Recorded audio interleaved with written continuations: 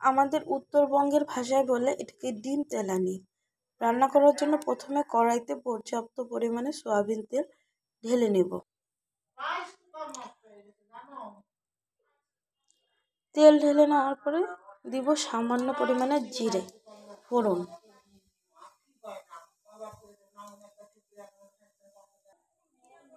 জিরাগুলো ফুটতে শুরু করেছে। এবার দিব এখানে আধো থেঁতলা করা পেঁয়াজ।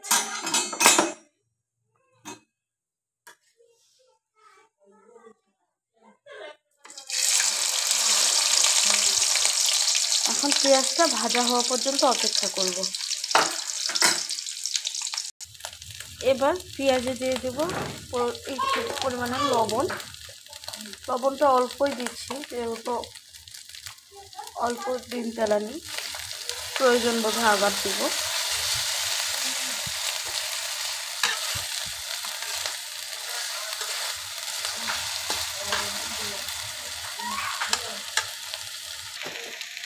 এখন দিয়ে দেব থেতো করা কাঁচা লঙ্কা বা কাঁচামরিচ।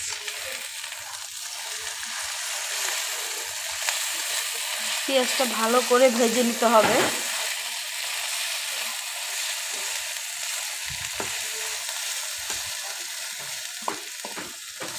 কাঁচামরিচগুলো আমি শিলপাটায় থেতলিয়ে নিয়েছি। এতে করে কাঁচামরিচের ঝালটা আসবে আর সেন্টটাও অনেক ভালো লাগবে। কাঁচামরিচটা এই পর্যায়ে দিলে কাঁচামরিচের সুন্দর একটা গন্ধ ছড়াবে, যেটা ডিম তেলানিতে অন্যরকম একটা মাত্রা যোগ করবে। আপনারা একবার করে খেয়ে দেখবেন কেমন লাগে।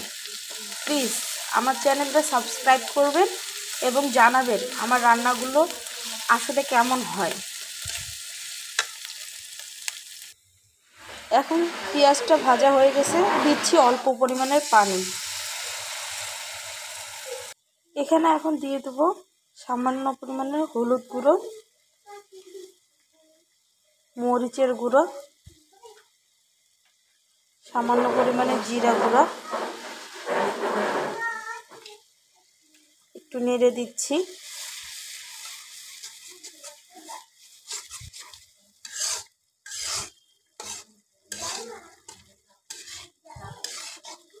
আমি হলুদ মরিচের গন্ধটা যাওয়া পর্যন্ত অপেক্ষা করছি।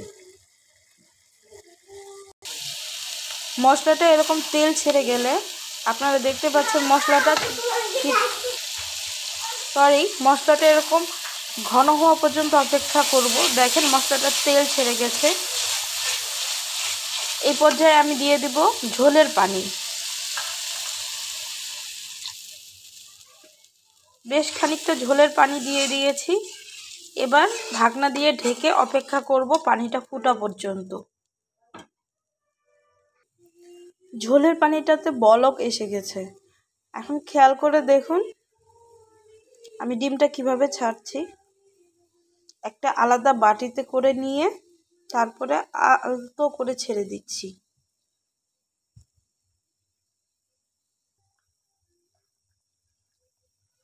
একটা ডিম একটু হয়ে গেলে তখন আরেকটা ডিম দিব, যেন একটার সাথে আরেকটা লেগে না যায়। দেখুন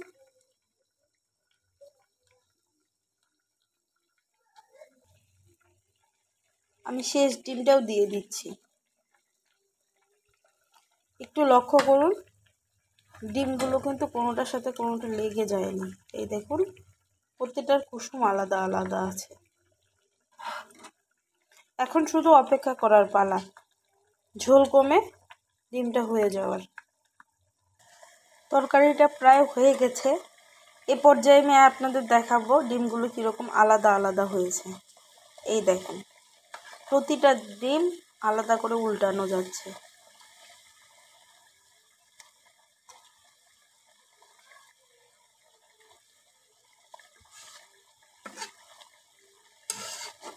কুসুমগুলোও আস্ত আছে।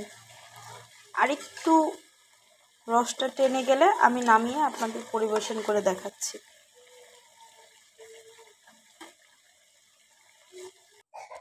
কমপ্লিট হয়ে গেল আমার ডিম তেলানি। দেখতেই পাচ্ছেন লুকটা কত ডিলিশিয়াস হয়েছে। একটু বেশি পরিমাণে তেল ভেসে থাকবে, এই জন্য এর নাম হচ্ছে ডিম তেলানি। আশা করি আপনারা রান্না করবেন, খেয়ে জানাবেন কেমন হয়েছে। আসসালামু আলাইকুম।